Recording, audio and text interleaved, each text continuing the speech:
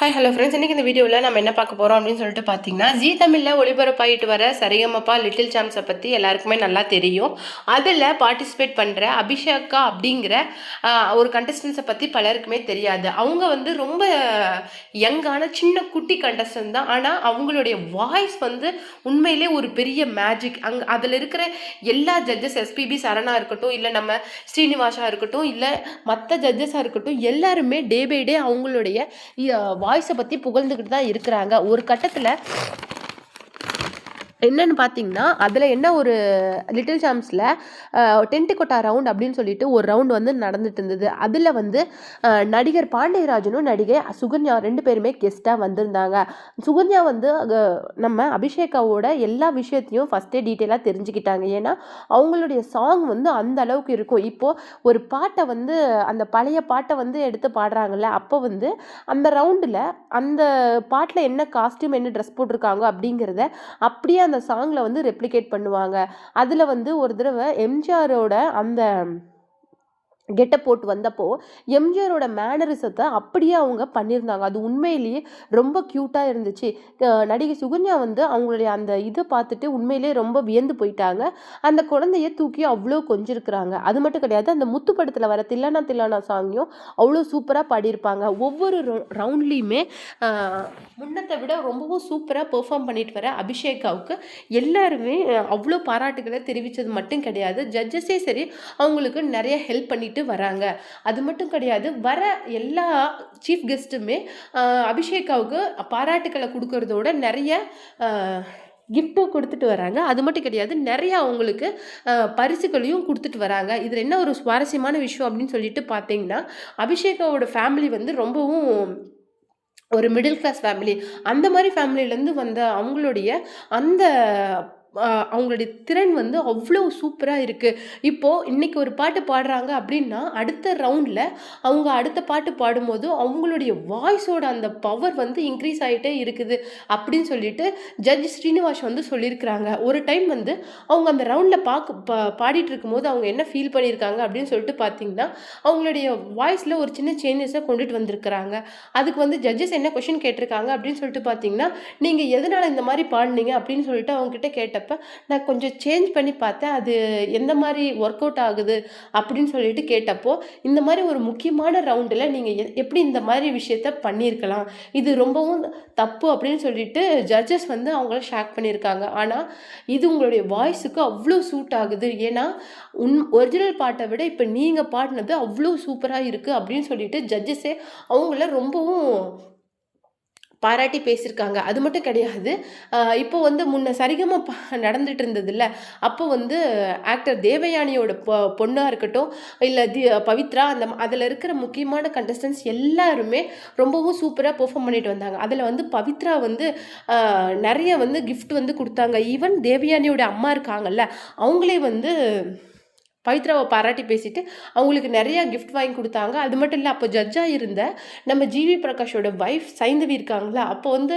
ஒரு அஷூரன்ஸை வந்து நம்ம பவித்ராவுக்கு கொடுத்துருந்தாங்க. அது என்ன அப்படின்னு சொல்லிட்டு பார்த்தீங்கன்னா, கண்டிப்பாக வந்து உங்களுக்கு நான் ஒரு சான்ஸ் வாங்கி கொடுப்பேன், அது வந்து என்னுடைய கான்செர்ட்லையாக இருக்கட்டும், இல்லை வந்து ஒரு மூவி சான்ஸாக இருக்கட்டும், கண்டிப்பாக நான் உங்களுக்கு அஷூரன்ஸ் கொடுக்குறேன். ஏன்னா பவித்ராவோட வாழ்க்கையில் நடந்த சோகங்கள் அப்படி என்ன அப்படின்னு சொல்லிட்டு பார்த்தீங்கன்னா, அவங்க இதுக்கு வரத்துக்கு முன்னாடியே, இந்த மேடைக்கு வரதுக்கு முன்னாடியே தன்னுடைய ஹஸ்பண்டை தவற விட்டுட்டாங்க. அந்த ஹஸ்பண்ட் இறந்த சோகம் தான் அவ்வளோ ரொம்ப கொடுமையானது. ஏன்னா ஒரு கிஃப்ட் வாங்கிட்டு வருவாங்க, அதை வந்து தன்னுடைய பக்கத்து வீட்டு குழந்தை வந்து அது பிடிச்சிருக்கு அப்படின்னு சொல்லிட்டு எடுத்துக்குவாங்க.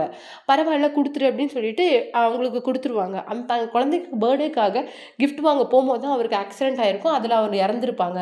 நிறைய பேர் வந்து அவருக்கு வந்து கிஃப்ட் கொடுத்ததோட நிறைய வந்து பரிசு பொருட்களை அவங்க வீட்டுக்கு அனுப்புனதோட லேண்டு ப்ரொமோட்டர்ஸ் கூட அவங்களுக்கு ஒரு லேண்டை வந்து தன்னுடைய அந்த லேண்ட் ப்ரொமோட்டர்ஸ் இருக்காங்கல்ல, அந்த பெரிய பெரிய ஆளுங்க கூட அவங்களுக்கு வந்து அவங்களுடைய இதுக்கு ப்ரமோட் பண்ணுறதுக்காக ஒரு லேண்டையே அவங்களுக்கு பரிசாக கொடுத்துருக்குறாங்க. இந்த மொத்த இதுவுமே அவங்களுக்கு வந்து சரிகமபா மூலமா தான் கிடைச்சிருக்குது. இன்னொரு முக்கியமான விஷயம் இதில என்னன்னு சொல்லிட்டு பார்த்தீங்கன்னா, நடிகை தேவயானியோட பொண்ணு இனியாவும் அந்த சரிகமபால பார்ட்டிசிபேட் பண்ணிட்டு வந்தாங்க. பட் அவங்களுடைய வாய்ஸ் வந்து நல்லா இருந்தாலும், அது பவித்ரா இல்ல மத்த பார்ட்டிசிபென்ட் அளவுக்கு அவ்ளோ நல்லா இல்ல. அவங்க வந்து முக்கியமான ரவுண்ட்ல என்ன தப்பு பண்ணியிருப்பாங்க அப்படின்னு சொல்லிட்டு பார்த்தீங்கன்னா, வாய்ஸ்ல நம்ம அபிஷேகா மாதிரியே வாய்ஸ்ல சின்ன சேஞ்சஸ் பண்ணி பண்ணி அந்த பாட்ட பாடியிருக்காங்க. ஆனா, அது மொத்தமா சொதப்பி விட்டுருச்சு. ஆனா, நம்ம அபிஷேகா பண்ணுன எல்லா விஷயமுமே ஒரு சக்சஸ்ல போய் முடிஞ்சிருக்குது. தன்னுடைய பாடல்கள்ல நெறைய புதுமைய அவங்க புகுத்துறது மட்டும் கிடையாது. அந்த மாரி புதுசா ட்ரை பண்றேன் அப்படின்னு சொல்லிட்டு அவங்க பண்ற எல்லா விஷயங்களுமே அப்படியே அவ்ளோ இதா இருக்குது. காந்தாரம் படத்துல வர பாட்டுகளா இருக்கட்டும், இல்ல ஐயப்பன் சாங்கா இருக்கட்டும், அத அவங்க பாடும்போது ஒரிஜினல விட கேட்கறதுக்கு மெய் மறந்து போயிருக்கணும் அப்படின்னு சொல்லிட்டு சொல்லியிருக்காங்க. இப்போ ஜட்ஜஸ் ஸ்ரீனிவாசா என்ன சொல்லியிருக்காரு அப்படின்னு சொல்லிட்டு பார்த்தீங்கன்னா, "உன்னுடைய அந்த வாய்ஸ வந்து நான் நாளுக்கு நாள் கேட்க கேட்க எனக்கு வந்து ரொம்ப பிரமிப்பா இருக்கு. ஒரு குழந்தையோட குரல்ல இருந்து இவ்ளோ ஒரு தெய்வீக குரல் வருது அப்படிங்கிறத என்னால நம்பவே முடியல. நாளுக்கு நாள் உன்னுடைய குரல் வளம் அவ்ளோ அழகா வளர்ந்துட்டு வரத பார்க்கறதுக்கு எனக்கே ஆச்சரியமா இருக்கு" அப்படின்னு சொல்லிட்டு இருக்காங்க. அந்த ரவுண்டு ஒவ்வொன்னும் நடக்கப்ப வர கெஸ்ட்டும் அபிஷேகாவோட அந்த பாடல்கள் கேட்டு வாய பிளந்து போயிடுறாங்க. ஏன்னா, ஒரு குழந்தைகிட்ட இருந்து இவ்ளோ திறமையா, இவ்ளோ அழகான பாடல்கள் அந்த குழந்தைகிட்ட இருந்து வரது வந்து அவங்க எதிர்பார்க்கவே இல்ல. ஏன்னா, அவங்க உள்ள வரும்போதே, அவங்களுக்கு வந்து ஜட்ஜஸ் வந்து சில விஷயங்கள சொல்லி தான் உள்ள கூட்டிட்டு வருவாங்க. இந்த மாரி எந்தெந்த குழந்தைங்களுக்கு கிட்ட எப்படியான திறமைகள் இருக்கு அப்படின்னு சொல்லியிருப்பாங்க. ஒரு சில ஸ்டார் கண்டஸ்டன்ட்ஸ் பத்தியும் அவங்க டீட்டெயிலா பேசியிருப்பாங்க. ஏன்னா, அவங்களுக்கு ஒரு எதிர்பார்ப்ப அதிகப்படுத்துறதுக்காக. அந்த மாதிரி சுகன்யா என்ன சொல்லியிருக்காங்க அப்படின்னு சொல்லிட்டு பார்த்தீங்கன்னா, நான் உள்ள வரும்போதே அபிஷேகாவ பத்தி என்கிட்ட நெறைய பேர் சொல்லியிருந்தாங்க. ஆனா உங்கள பார்க்கும்போது, அவங்க சொன்னதுக்கும், நீங்க பாடுனதுக்கும் சம்மந்தமே கிடையாது.